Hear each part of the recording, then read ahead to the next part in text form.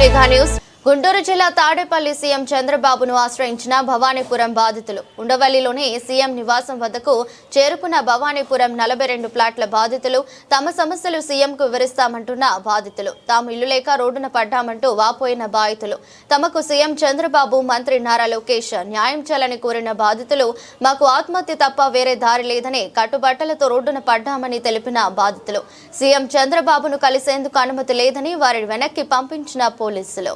కుమారి అండి, నా పేరు లలిత కుమారి అండి.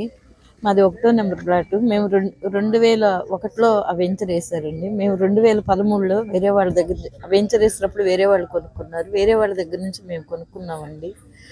2016లో మాకు లాయర్ నోటీస్ ఇచ్చారు. ఇదేమిటని కోర్టులో పోరాడుతూనే ఉన్నాము. మాకు ఆల్రెడీ ఇప్పుడు స్టే ఉండగా సుప్రీంకోర్టుకి వెళ్ళాము. మాకు స్టే ఉండగా ఆగండి అని ఆగకుండా ఇంట్లోంచి బయటకు లాగేసి మా వారి స్ట్రౌట్ నీ మీద ఎక్కిస్తాం రా బుల్డోజరు అని అన్నారు.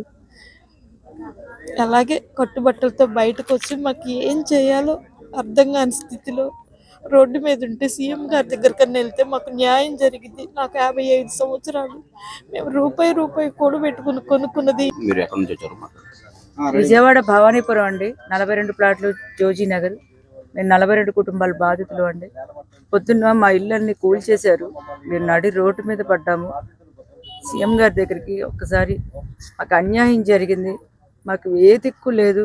అందరం పిల్ల జల్లతో రోడ్డు మీద ఉన్నాం. మాకు ఏం చేయాలో అర్థం కావట్లేదు. ఒక్క సీఎం గారు తప్ప ఇంకా మాకెవ్వరు ఏది కూడాను మాకు దిక్కు తోచిన పరిస్థితిలో ఉన్నాము. ఈ టైంలో 10:30కి మేము సీఎం గారి ఇంటి ముందుకు వచ్చామంటే చూడండి ఎంత కష్టాల్లో ఉన్నామో ఆలోచించండి. దయచేసి మాకు న్యాయం చేయండి. మా పరిస్థితి ఏం బాగాలేదు. కొంచెం సీఎం గారి దృష్టి దాకా తీసుకెళ్ళి మా స్థలాలు మాకు ఇప్పించండి. సీఎం గారు వచ్చి ఇక్కడ మాకు ప్రజలు అక్కడ ఇళ్ళన్నీ కుప్ప చేసి పెట్టారండి. సామాన్లన్నీ కూడాను మొత్తం కూడా పగలగొట్టేశారు, దౌర్జన్యం చేశారు. మాకు డిసెంబర్ 31 వరకు కూడా టైం ఉంది. కానీ ఈ రోజు పొద్దున 1998లో మా నాన్నగారు ఆర్మీ నుంచి రిటైర్ అయినతో కొన్న ఫ్లాట్ అండి అది.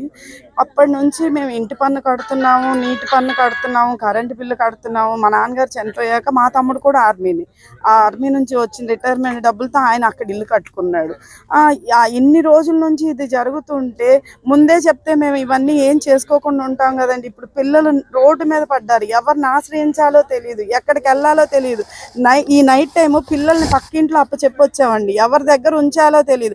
మేము ఇక్కడున్నా అక్కడున్నా పెద్ద తేడా ఏం లేదండి. అందుకోసం కనీసం సీఎం గారు ఏదో ఒకటి ఇక్కడ దాకా వస్తే ఆయన దాకా కొంచెం అన్నా చేరకపోయిద్దా, ఎవరిని ఆశ్రయించాలో తెలియదు. ఎందుకంటే సుప్రీంకోర్టు స్టేకే ఎవరు ఆగని వాళ్ళు ఇంకెక్కడికి వెళ్ళినా ఏం జరిగిద్దండి. అందుకోసం అని చెప్పేసి కనీసం ఇక్కడ దాకా వస్తే సీఎం గారి దగ్గరికి ఏమన్నా వెళ్తుందేమో అని ఆశతో వస్తే ఇక్కడికి వచ్చిన తర్వాత ఎస్ఐ గారు ఉండి ఇది కరెక్ట్ టైం కాదండి, రేపు మిమ్మల్ని నేను